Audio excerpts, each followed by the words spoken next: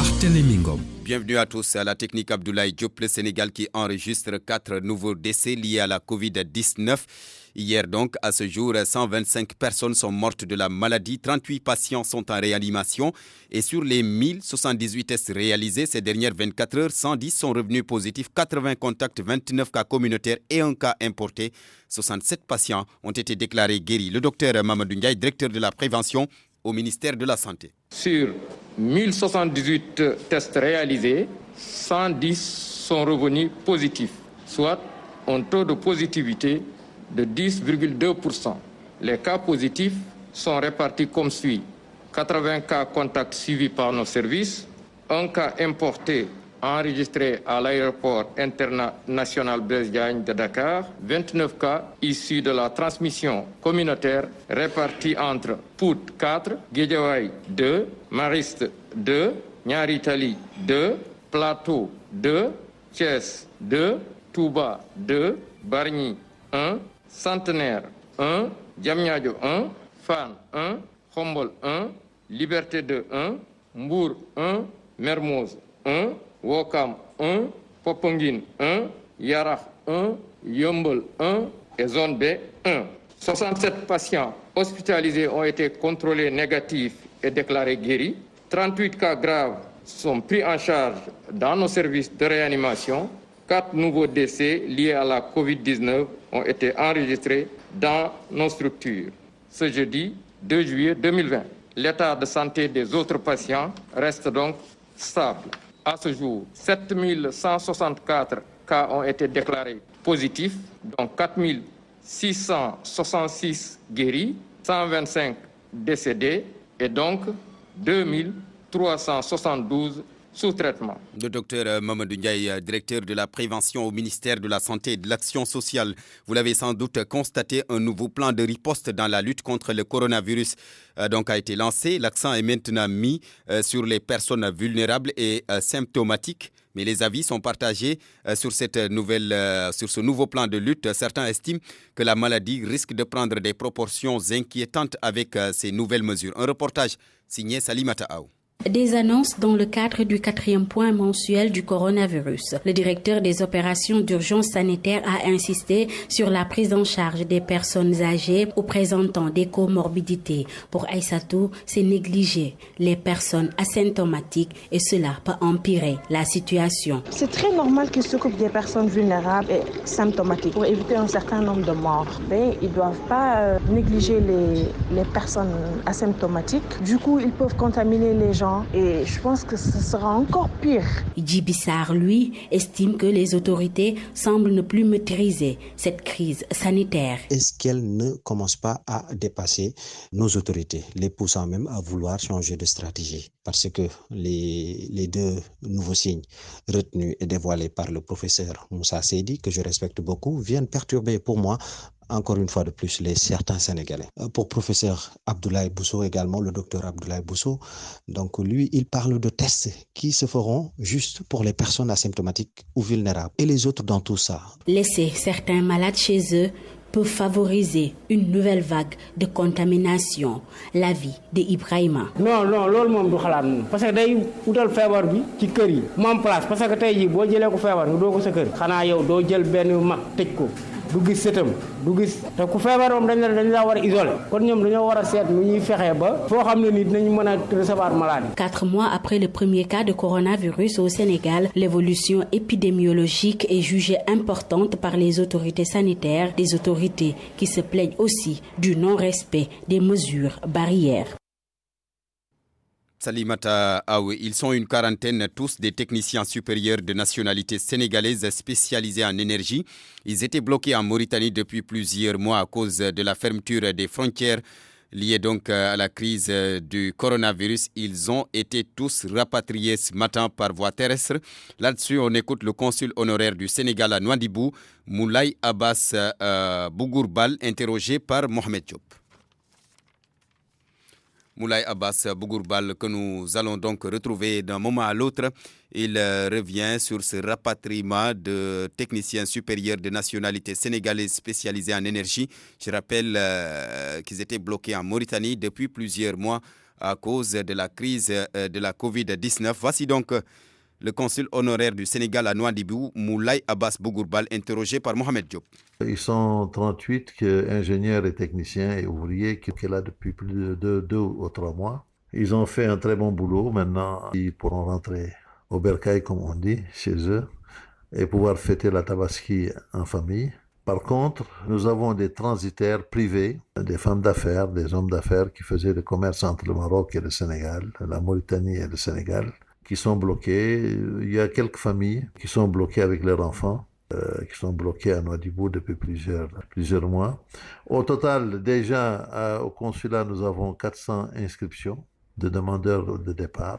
Nous sommes aussi en train de travailler sur ce problème. Les autorités mauritaniennes nous ont confirmé qu'il n'y avait aucun problème, qu'il fallait tout simplement faire les laissez-passer et qu'ils ouvriront la frontière. Mais, bien entendu, le gouvernement sénégalais doit donner son accord pour les réceptionner parce qu'il y a des problèmes quand même de contrôle sanitaire à l'arrivée. Moulay Abbas Bougourbal, le consul honoraire du Sénégal à Nouadhibou, il est 12h10. RFM, la radio de toute l'actualité. Je vous l'annonçais tantôt, des syndicalistes de l'hôtel King Fahd Palace à la section de recherche de la gendarmerie. Ils ont été convoqués suite à une plainte de Racine Sy, le président de l'hôtel. Une plainte pour diffamation, ce que dénoncent bien sûr ces syndicalistes qui disent ignorer encore le mobile de cette convocation. Voici là-dessus Véronique Nour, secrétaire générale des délégués de l'hôtel King Fahd Palace, au téléphone avec Youssouf Boyan. C'est suite au sitting qu'on avait fait le mercredi passé. Donc, on s'est réveillé le lendemain. On nous a dit qu'on a reçu une convocation de la brigade de recherche, donc de notre camarade qui avait porté la voix en Wolof. Donc, on a porté plainte contre lui. C'est Racine qui a porté plainte contre lui. Donc, en ce moment, il est avec son avocat. On ne connaît pas l'origine de la plainte. Tout ce qu'on sait, c'est qu'on nous a appelés, on lui a donné la convocation.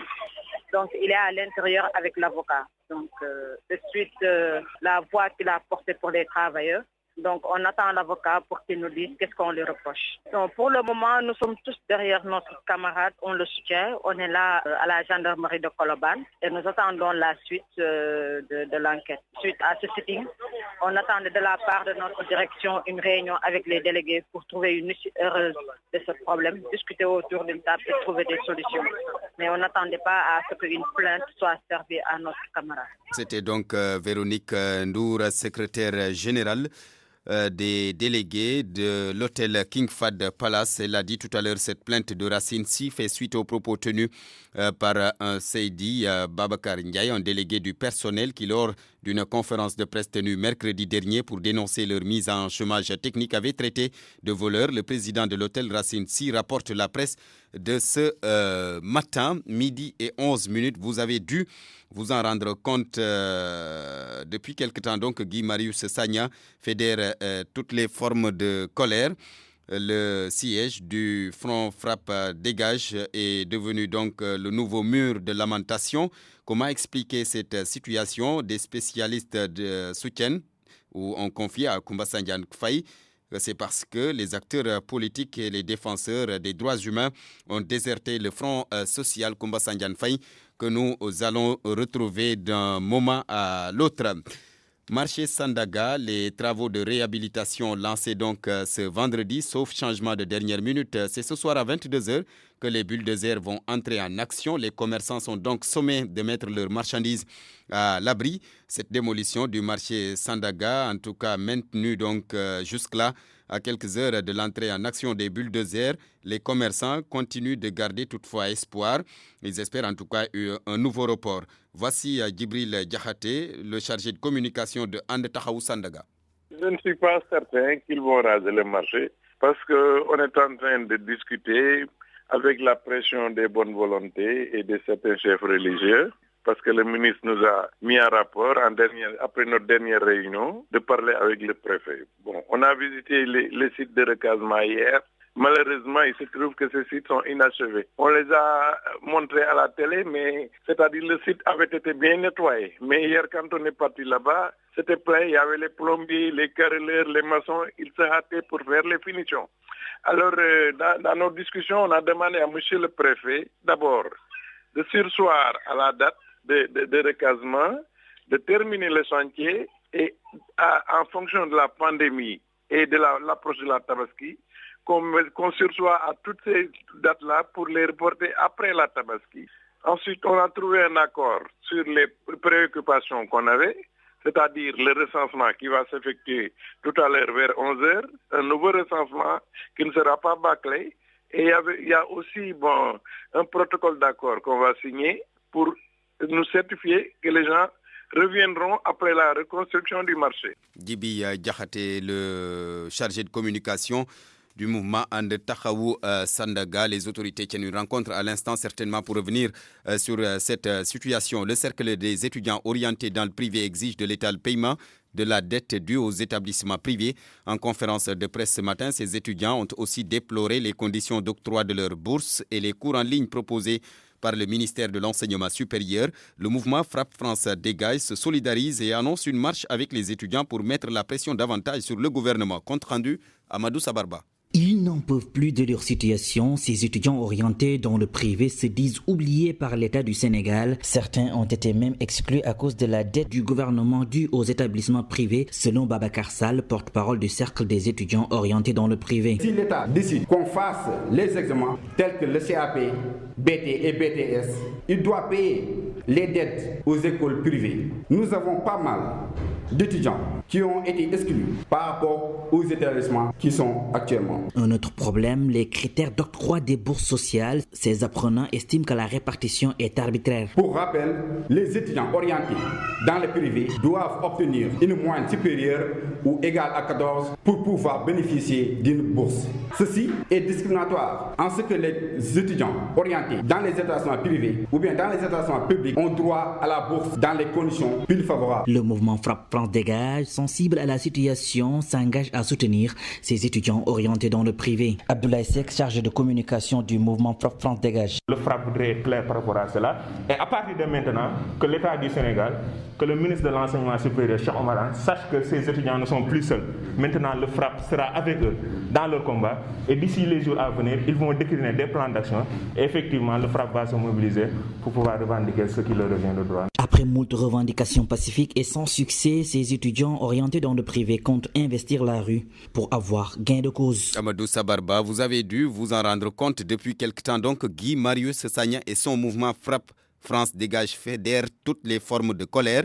Le siège du front Frappe France Dégage est devenu le nouveau mur de lamentation. Comment expliquer cette situation ? Eh bien, des spécialistes soutiennent que c'est parce que les acteurs politiques ont déserté le terrain. Idem pour les défenseurs des droits de l'homme. Koumba Sandiane Faye. Un nouveau mur de lamentation, une étiquette qui semble être collée à l'activiste Guy Marius Sagna depuis un certain temps.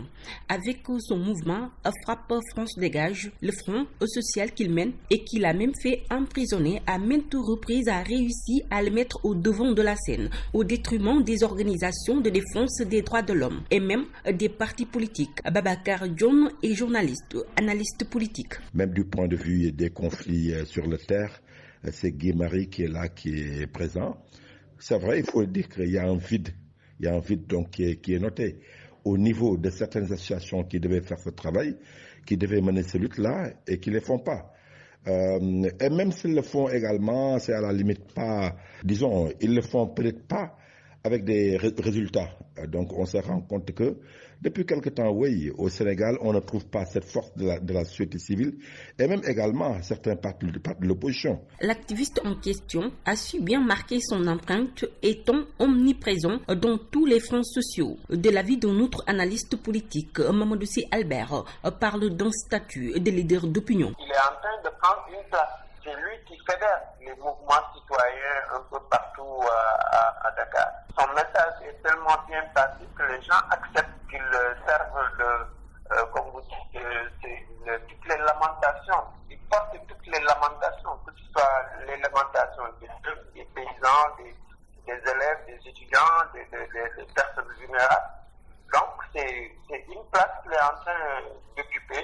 Je crois que c'est pour ça que, il réussit à faire passer son message qui a organisé certaines couches de la population. porté le plaidoyer de beaucoup de collectifs dont le désarroi. Se considérant comme victimes d'injustice, le message de Guy Marius, incompris par le régime, passe bien chez les manifestants. Guy Marius s'est positionné par rapport à ce vide à combler et il le fait bien. Je crois que ce qui est important pour lui et pour le Sénégal, c'est de se réunir. C'est ça la solution, mais une personne seule ne peut pas être donc un messie par rapport à tous ces problèmes qui assaillent les Sénégalais. Quelle est la place aujourd'hui de Frappe France Dégage dans le Front social ou encore dans la défense des droits de l'homme? Le mouvement a-t-il réussi à prendre la place des organisations traditionnelles qui leur mission est régalienne et de défendre les droits des hommes face à l'injustice pour une justice sociale? Le vide à leur niveau semble être réel et Guy Marius Sagnan gagne du terrain. Koumba Sandiane Faye, il est midi 19 minutes. RFM, l'info, c'est ici. L'info, c'est ici. Une fine pluie à Kaffrine ce matin et l'inquiétude s'empare des paysans qui ont vite repris le chemin des champs, mais beaucoup parmi eux n'ont pas de machine semoir en bon état à leur disposition. Omar Ndiaye. C'est le début de l'hivernage et c'est aussi le moment des réparations du matériel pour les paysans de Ndoukoumane qui ont repris le chemin des champs. Tout ce que vous voyez ici, c'est pour les réparations. Et nous réparons surtout des pignons engrenages sur les machines semoirs. Et c'est comme ça chaque début d'hivernage. Nous réparons environ 20 à 25 machines la journée. Et le travail est très dur. Ces temps-ci, nous réparons les semoirs et les autres machines. Oui, on arrive quand même à s'en sortir parfois. Nous n'avons pas d'électricité, c'est ce qui rend le travail très lent et difficile aussi. Parfois, on est obligé d'arrêter la machine un instant avant de reprendre, puisque c'est en aluminium et sa température augmente vite. Si on avait de l'électricité, on pourrait travailler sans arrêt.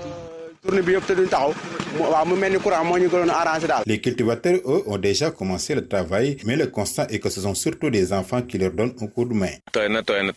Il a effectivement plu, mais on ne peut pas dire que l'hivernage a vraiment démarré pour ceux qui veulent semer. L'autre problème, c'est que nous ne disposons pas de suffisamment de matériel. Au même moment, à la maison, on s'attelle à réparer les cases en toit de chaume puisque les vents récents ont détruit plusieurs toitures. Kaffrine, Omar Ndiaye, RFM. RFM. L'actualité internationale. Bienvenue Georges Déthié-Diop. Merci Barthélémy. Direction le Mali d'abord. Là-bas, plusieurs morts ont été enregistrés dans l'attaque de 4 villages d'Ogon dans le centre du pays. Des villages situés dans le cercle des Banka. Selon RFI, 32 personnes ont été tuées et 5 blessées. Les victimes étaient toutes des agriculteurs. Les attaques ont eu lieu mercredi, selon le maire de la ville de Banka qui s'est confié à RFI. Les assaillants étaient à bord de pick-up, tricycles et motos et ont brûlé tous les 4 villages et emporté tout le bétail et tous les biens qu'ils ont trouvés sur place. Non-lieu dans l'affaire Abiyarimana, la Cour d'appel de Paris a rendu son verdict ce matin. Elle a confirmé le jugement rendu en première instance fin 2018. Les poursuites sont abandonnées donc contre 9 proches du président Paul Kagame. Ils étaient mis en examen dans l'enquête sur l'attentat contre l'avion du président Abiyarimana. Cette confirmation par la Cour d'appel de Paris du non-lieu prononcé fin 2018 sonne pour le moment l'abandon des poursuites contre les 9 proches de l'actuel président rwandais Paul Kagame. C'est après 6 mois de délibération que les magistrats de la chambre d'instruction de la Cour d'appel de Paris sont arrivés à la confirmation de la décision rendue par les juges antiterroristes. Ces anciens membres de l'entourage du président Kagame, cités dans l'attentat contre l'avion de l'ancien président Juvenal Abiyarimana, étaient mis en examen dans le dossier. Mais il faut dire que même si la défense se dit soulagée, elle reconnaît que la décision ne clôt pas définitivement le dossier, car les parties civiles ont décidé de se pourvoir en cassation. Suite et pas fin donc dans cette affaire, vieille de plus de 20 ans. Pour rappel, elle est considérée comme l'élément déclencheur du génocide de 1994 opposant Hutu et Tutsi au Rwanda, un génocide qui selon l'ONU avait fait plus de 800 morts, en majorité des Tutsis. Georges Déthié-Diop, nous parlons maintenant de l'assassinat du journaliste Jamal Khashoggi, ouverture ce matin en Turquie d'un procès en contumace. Ce sont 20 Saoudiens qui sont jugés par contumace. Ils sont accusés d'avoir tué le journaliste saoudien en 2019, Famadion. La justice turque a émis des mandats d'arrêt visant tous les accusés qui se trouvent sur son sol et sont passibles de la peine de mort. Ils vont être donc jugés par contumace et parmi eux se trouve un ancien chef adjoint des services de renseignement saoudiens et un ancien conseiller à la cour royale. Ils sont accusés par les procureurs turcs d'avoir dirigé l'opération pour éliminer Jamal Khashoggi et d'avoir donné les ordres à une équipe d'agents saoudiens. Ces hommes sont des proches du prince héritier Mohammed Ben Salman, qui a été désigné comme le commanditaire du meurtre par des responsables turcs et américains. Le journaliste saoudien Jamal Khashoggi, détracteur du pouvoir de la famille royale saoudienne et collaborateur du Washington Post, a été assassiné, puis découpé en morceaux le 2 octobre 2018. Les faits se sont déroulés à l'intérieur du consulat d'Arabie saoudite à Istanbul, où il s'était rendu pour obtenir un document selon la Turquie. Les restes de la victime n'ont jamais été découverts. Ses enfants ont déclaré fin mai qu'ils pardonnaient aux assassins de leur père. Fama John, au Tchad, Georges Déthié Diop, les dates de la présidentielle et des législatives sont désormais connues. L'élection présidentielle est fixée au 11 avril 2021 et les législatives au 24 octobre de la même année. C'est hier que la CENI et le CNDP ont rendu public le chronogramme provisoire des élections après un ultimatum d'une semaine donné par le président Idriss Déby. Selon le président de la CENI et les présidents de la CENI et du CNDP, ce nouveau chronogramme a fait l'objet d'un consensus. Le processus va comprendre la révision du fichier électoral. Un nouveau Premier ministre en France, Emmanuel Macron, a nommé ce matin Jean Castex. Le maire UMP de Prades dans les Pyrénées-Orientales remplace donc Édouard Philippe, qui a remis ce matin au président la démission du gouvernement. Jean Castex, qui est âgé de 55 ans, doit former un nouveau gouvernement dans les heures à venir. Édouard Philippe va rejoindre la mairie du Havre après 3 années passées à Matignon. Merci beaucoup, Georges Déthié Diop.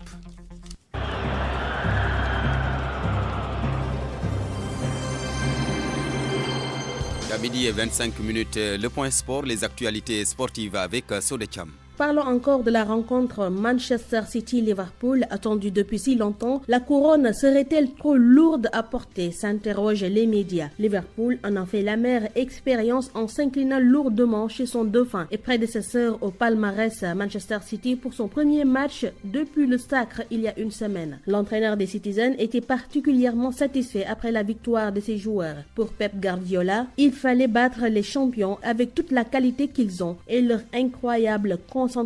Mais il fallait surtout avoir ces 3 points de plus. L'entraîneur des Reds s'est montré fair play après la défaite de son équipe. Jürgen Klopp affirme aussi que Manchester City dispose d'un effectif de grande qualité. Côté transfert, courtisé depuis des mois par le Bayern Munich, le Roi Sané y a enfin signé comme annoncé par le club allemand. Ce vendredi, Manchester City a aussi officialisé le départ de son attaquant pour la Bavière. En Espagne, vainqueur de Getafe, le Real Madrid n'a pas manqué l'occasion de prendre 4 points d'avance sur le FC Barcelone en tête de la Liga. Et puis coup dur pour Valence à la lutte pour une qualification européenne. Le club espagnol devra finir la saison sans l'un de ses meilleurs atouts offensifs. Rodrigo Moreno est victime d'une rupture partielle du ligament collatéral externe du genou droit. L'attaquant espagnol de Valence devrait être absent 1 mois et demi. En Italie, battu à domicile hier par l'Udinese dans le cadre de la 29e journée, l'AS Rome a quasiment fait ses adieux à une qualification pour la prochaine Ligue des Champions. Sauf miracle, les Romains qui comptent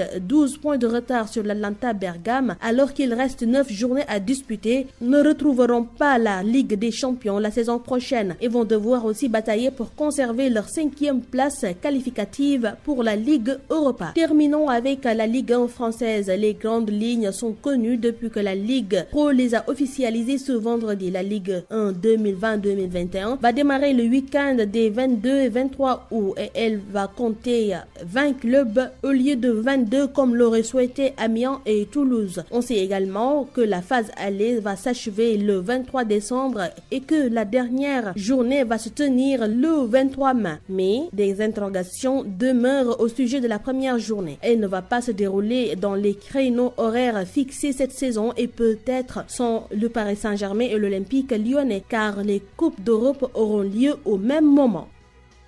Sodecham, merci. Coronews à présent les informations relatives à la Covid-19 au Sénégal, en Afrique et à travers le monde. C'est avec Youssouf Bodian. Au Sénégal, les jours se suivent et se ressemblent. 4 nouveaux patients de la Covid-19 ont perdu la vie, portant le nombre de décès total à 125. En Afrique, la barre symbolique des 10 000 morts a été dépassée. Sur le continent, 419 187 cas confirmés ont été recensés et près de 200 000 guérisons, presque le même nombre pour les patients sous traitement. Pour freiner la propagation du virus, les pays africains ont presque tous fermé leurs frontières aériennes depuis 3 mois. Une mesure qui a eu des conséquences sur les compagnies aériennes et l'industrie touristique en Afrique, des secteurs qui ont perdu 55 milliards de dollars selon l'Union africaine. Pour relancer les économies, la tendance est à l'allègement des restrictions. Au Nigeria, la reprise des vols intérieurs est annoncée pour le mercredi 8 juillet. Le Nigeria avait fermé son espace aérien en mars dernier. Dans ce pays, le coronavirus a contaminé plus de 26 000 personnes. 603 personnes ont perdu la vie. Le Nigeria, comme le Sénégal, est sur la liste des pays dont les citoyens sont interdits de voyage dans l'espace de l'Union européenne. Parmi les pays qui ont carte blanche, l'Égypte qui a repris mercredi les liaisons aériennes internationales, le site des pyramides a rouvert ses portes après plus de 3 mois de mesures de confinement. La Tunisie, de son côté, a rouvert ses frontières avec l'Europe depuis le 27 juin. La France et la Belgique sont depuis jeudi classés en vert et leurs ressortissants sont donc autorisés à entrer en Tunisie sans condition. Ceux des pays classés en orange doivent présenter un test négatif réalisé moins de 72 heures avant leur départ et passer soit 14 jours en auto-isolement pour les Tunisiens, soit aller dans des hôtels avec des circuits touristiques encadrés et respectant le protocole sanitaire. L'Algérie est aussi autorisée à faire voyager ses ressortissants dans l'Union européenne, mais Alger a annoncé le 28 juin qu'elle maintiendrait fermées toutes ses frontières jusqu'à nouvel ordre face au rebond de l'épidémie dans le pays, dû, selon les autorités, à un relâchement de la population et au non-respect des règles de prévention et de protection. L'Algérie compte à ce jour 14 272 cas de contamination pour 920 décès. L'Espagne a annoncé ce vendredi qu'elle ne rouvrirait pas ses frontières aux voyageurs venant d'Algérie, du Maroc et de Chine tant que ces pays ne laisseront pas entrer leurs visiteurs venant d'Espagne. Aux États-Unis, le pays le plus touché par la Covid-19, la plus vieille prison de Californie est devenue un foyer de coronavirus. Plus d'1 millier de détenus ont été testés positifs selon les autorités locales.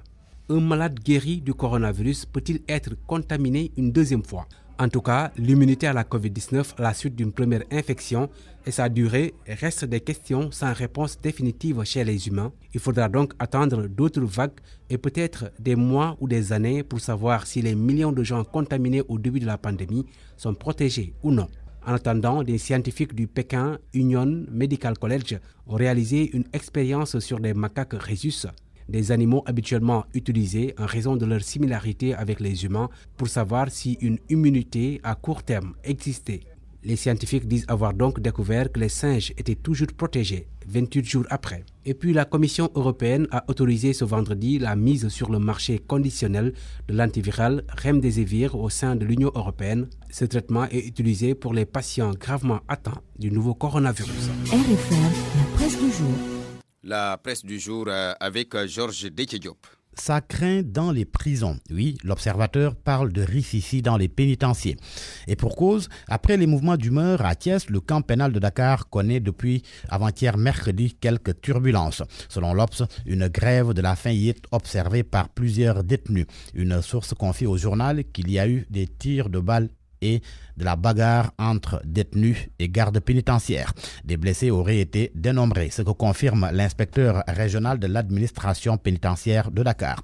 Mais Mbaïsar dément les coups de feu. Les doléances des détenus, selon l'IRAP de Dakar, l'entrée du coronavirus dans les prisons de Thiès et Diourbel, la sortie de Bougazeli et de Hissène Habré, la libération prochaine de Abdou Karim Gueye Khouroumkha et les aménagements de peine.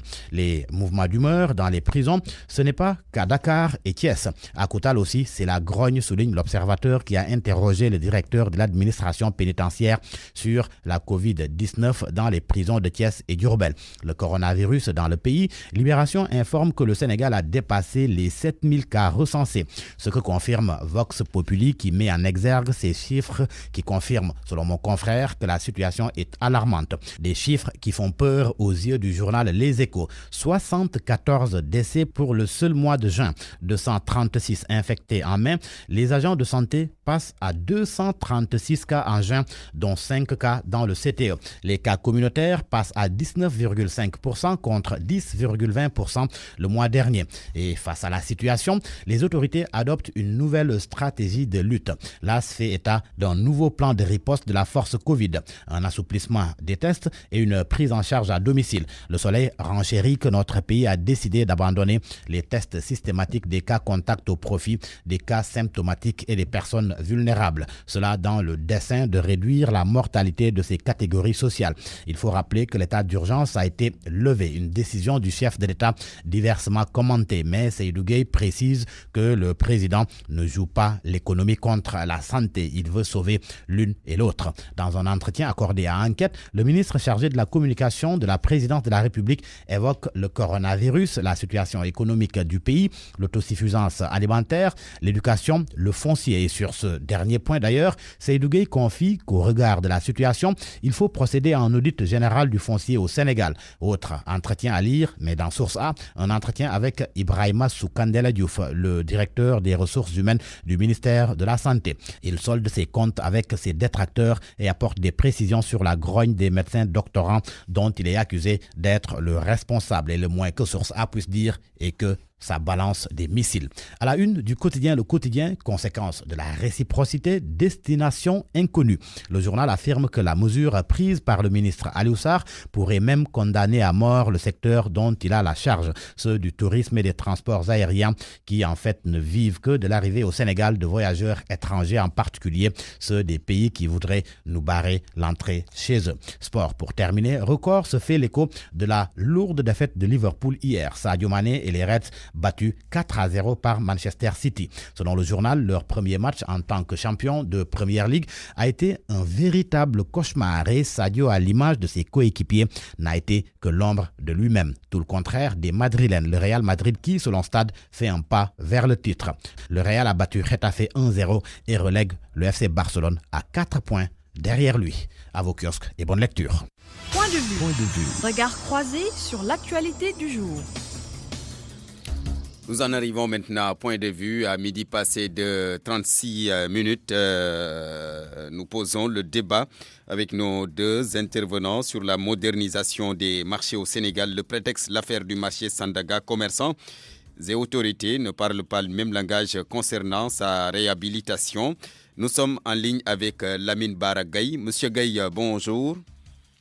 Bonjour Barthélémy et bonjour aux auditeurs et auditrices de la RFM. Vous êtes conseiller technique et porte-parole du ministère de l'Urbanisme, du Logement et du Cadre de vie. Notre intervenant, Mohamed Nabi Khan. Monsieur Khan, bonjour. Oui, bonjour. Vous êtes architecte. Alors, on commence avec vous, Lamine Bara Gaye. À la lumière de ce qui se passe au marché Sandaga, où commerçants et autorités ne parlent pas le même langage concernant sa réhabilitation, plusieurs démarches ont été entamées depuis lors, mais le marché peine toujours le chantier pour sa réhabilitation peine toujours donc à être effectif. D'abord, une première lecture sur cette situation. Oui, merci Barthélémy de nous donner l'occasion. Je salue mon co-débatteur M. Khan. Oui, comme vous l'avez dit, vous savez, la décision de modernisation des marchés de manière générale au Sénégal est une décision de l'autorité suprême, son Excellence le Président de la République. C'est lui qui a bien voulu, effectivement, à la suite du constat général qui a été fait, parce que nombre de nos marchés ont été victimes d'incendies, avec des dégâts matériels considérables. Et tout le monde sait que quand même nos commerçants, c'est des acteurs économiques qui participent beaucoup quand même à l'économie nationale. C'est partant de ce fait que le président de la République les a reçus en son temps et avait donné des instructions au ministre effectivement en charge du commerce en son temps de véritablement diligenter la réhabilitation du marché Sandaga. Et à son arrivée également, après l'élection, la formation du nouveau gouvernement, le ministre Abdou Karim Fofana a repris le dossier. Et comme vous le dites quand même, à la décharge du ministère et des autorités, plusieurs concertations ont été tenues avec ces commerçants, qui a abouti à la validation de la maquette, en tout cas du projet de marché qui devra être réalisé sur le site de Sandaga. Et il faut préciser aussi que l'événement déclencheur, c'est l'incendie de 2013. Oui. Maintenant, de 2013 à maintenant, cela fait 7 ans. Il y a aussi l'état de délabrement du bâtiment en question. Absolument, absolument. C'est un bâtiment qui menace ruine, qui a fait l'objet d'un rapport de la protection civile, qui fait qu'effectivement, tous ceux qui sont là-bas et dans les environs, quand même, leur vie est en danger. C'est partant de ces constats qu'effectivement, des instructions ont été données. Et ça a été diligenté. Aujourd'hui, je disais tout à l'heure qu'il y a des commerçants qui sont au champ de course depuis 2013, qui sont plus de 900 qui attendent. Maintenant, est-ce qu'il faut que ces gens comprend aisément par rapport à ça? Ok, on comprend aisément que c'est souvent la question du recasement qui cause problème. Je reviens à vous tout à l'heure, Baragay. Alors, Monsieur Kane, on a vu la question de cette maquette a soulevé, en tout cas, un petit malentendu entre les commerçants et les autorités.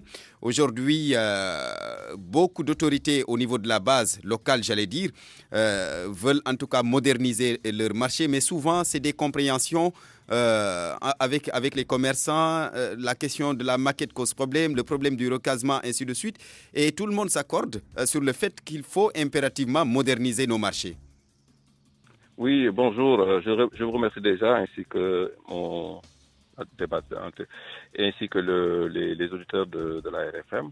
Alors, il est vrai que si nous parlons en général des marchés du Sénégal, on se rend compte que l'ensemble de nos marchés ne sont pas aux normes, ni aux normes de sécurité, ni selon les normes sanitaires non plus. Actuellement, vous vous rendez compte que même par rapport au Covid, on avait d'énormes difficultés à organiser nos marchés pour éviter que la maladie ne se propage.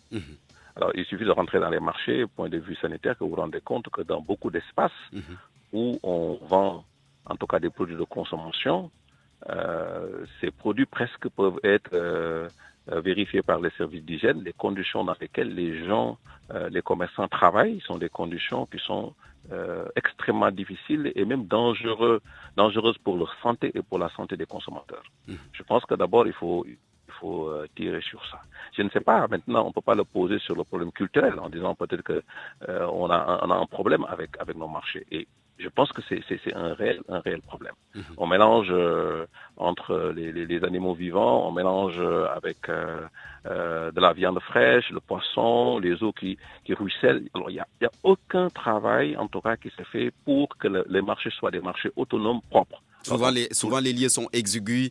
C'est la promiscuité, on se croise un peu partout, c'est compliqué. Alors, l'exécuté est dû tout simplement au fait qu'il y a une densification. C'est-à-dire que on prend le marché Sandaga était aux normes. C'est-à-dire que le bâtiment était aux normes, a été fait selon les normes. Mais aujourd'hui, si un espace qui doit occuper 1000 personnes, on en met 2000, alors bien sûr, c'est nos exemples. C'est-à-dire que nous avons vraiment un problème infrastructurel. Que ce soit les prisons, etc. Là où on devait mettre 1000 personnes, on en a mis 4000, etc. Donc vraiment, je pense que si on analyse d'abord l'état de fait, c'est qu'effectivement, nous avons un réel problème d'organisation de nos marchés. Si on en vient maintenant au marché Sandaga proprement dit, on se rend compte que depuis Mamadior Boy, je pense qu'à l'incendie du marché des HLM, on avait posé vraiment les problèmes sur la réflexion de nos marchés. Partout dans le monde, les marchés, ça se ferme. Les marchés, ça se nettoie le soir, pas une fois par semaine, mais ça se nettoie tous les soirs. Les marchés sont fermés et que les conditions sanitaires sont au moins assurées entre le produit frais jusqu'à la maison. C'est-à-dire que les conditions sanitaires sont parce que gérées. Souvent on entend des commerçants dénoncer un peu l'insalubrité dans les marchés, les branchements clandestins, entre autres, autant en tout cas comment dirais-je, autant de faits qui font qu'aujourd'hui on doit moderniser les marchés. Cette modernisation, elle est, je pense, inéluctable. Aujourd'hui, le marché Sandaga s'est placé au cœur de Dakar, donc c'est une bombe. Les marchés sont sans limite. Quand vous prenez n'importe quel marché au Sénégal, les marchés sont sans limite. Les marchés sont même en train de phagocyter les places publiques. Les marchés phagocytent les rues, les marchés phagocytent l'habitat. Et il n'y a pas de limite. Ça veut dire que est-ce qu'aujourd'hui on peut laisser les marchés déborder comme ça, avec des tentacules, ce qui ce qui, à mon avis aussi, augmente les problèmes de sécurité, ne serait-ce que les sécurités, par exemple aux problèmes de sécurité incendie. Si nous parlons des problèmes de Sandaga, effectivement, le Sandaga, il faut voir qu'il y a deux aspects.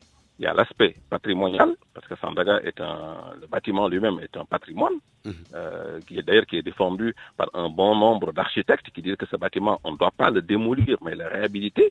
Ça, c'est une première chose. Et il y a l'autre extension, qui aussi, à mon avis, peut être sujet à discussion.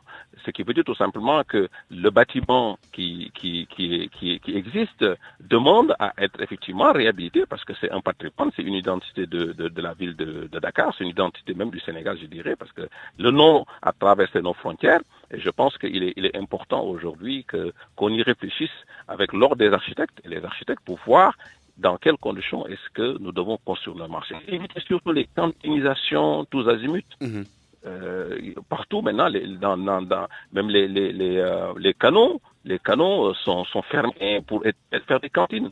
Est-ce que nous devons vivre dans des conditions? Je pense qu'une ville doit être organisée. Une ville doit être organisée. Je reviens à vous tout à l'heure, monsieur Kane. Alors, monsieur Gueye, de façon générale, les commerçants ne sont pas du tout, ou les commerçants adhèrent à l'idée de cette modernisation. Mais le problème qui se pose se situe au niveau du recasement. Parfois, ils ne sont pas d'accord sur le site qui leur est proposé pour servir de recasement le temps de réhabiliter ou de reconstruire le marché, de moderniser de façon générale. Tout à fait, Barthélémy. Je remercie M. Kane qui a effectivement peint le tableau sombre dans lequel se trouve nos marchés. On n'a pas besoin de revenir sur ça. Tout le monde s'accorde aujourd'hui à dire que c'est une question de sécurité nationale de réhabiliter nos marchés. Je pense que le débat a dépassé ce point-là. Maintenant, c'est partant de ça que l'autorité a pris quand même la décision de dégager une enveloppe de plus de presque 600 millions pour procéder à la réhabilitation du marché Sandaga. Et maintenant, pour permettre aux commerçants de pouvoir au moins continuer leur activité le temps que le marché se déroule, qui, je le précise, avec l'entrepreneur choisi, c'est un délai raccourci de 24 mois au maximum pour livrer le chantier. Je pense que c'est par rapport à ça que notre ministère également a diligenté.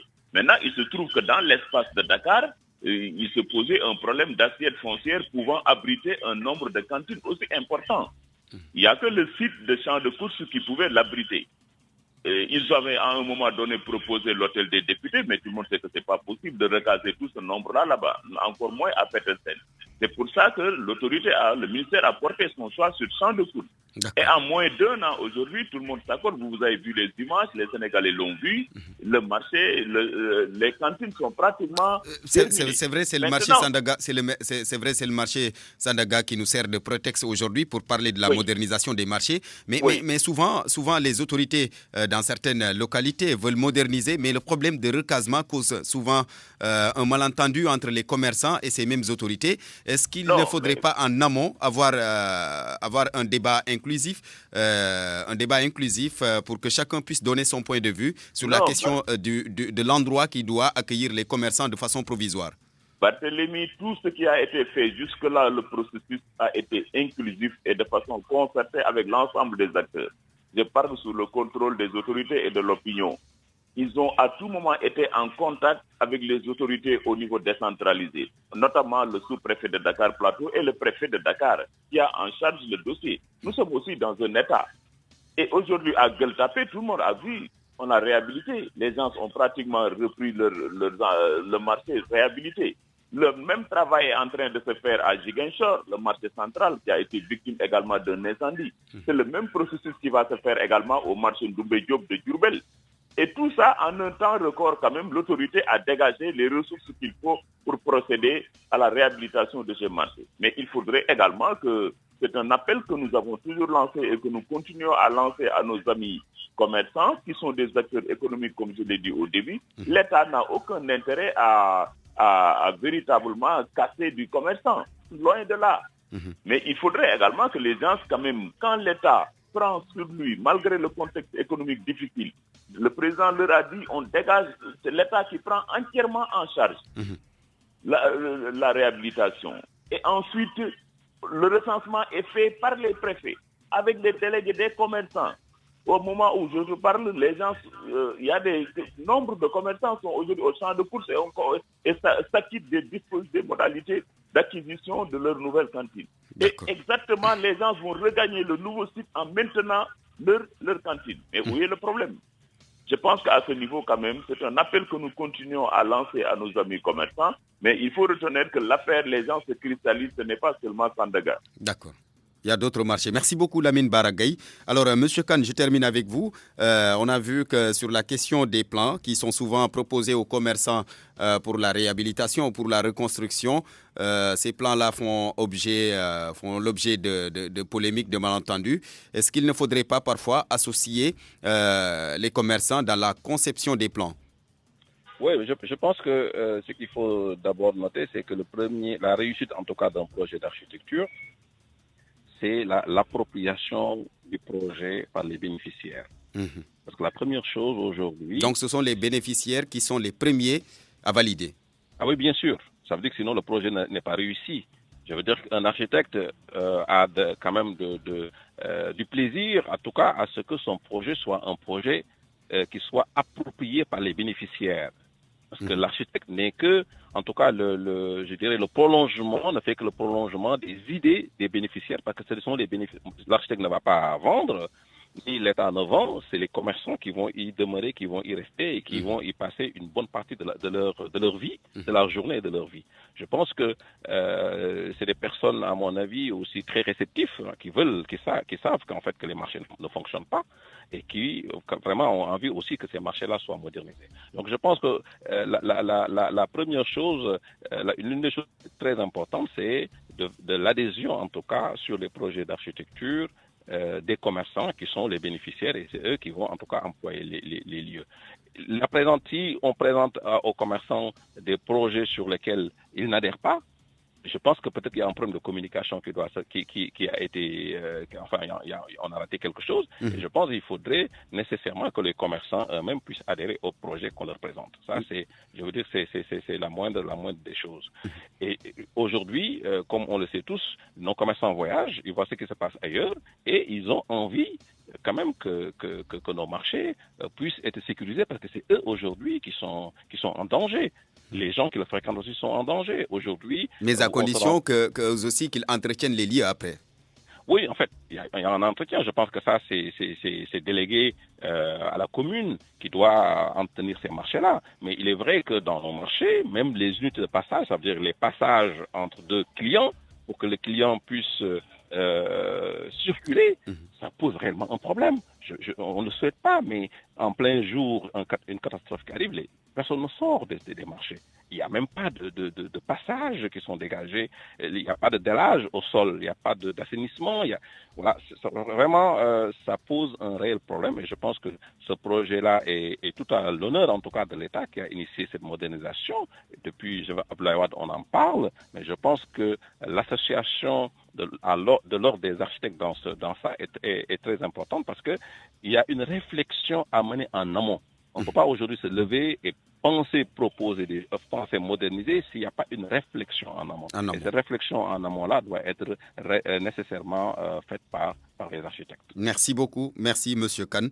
Merci, Mohamedou Nabi Kane, architecte. Merci également à Lamine Baragaï, conseiller technique et porte-parole du ministère de l'Urbanisme, du Logement et du Cadre de Vie. On vous retrouve tout à l'heure dans le journal de 13h avec Papangagne Ndiaye. Mesdames, Messieurs, merci à vous. Merci à Abdoulaye Diop qui a assuré la technique de ce journal présenté par Barthélémy Ngom.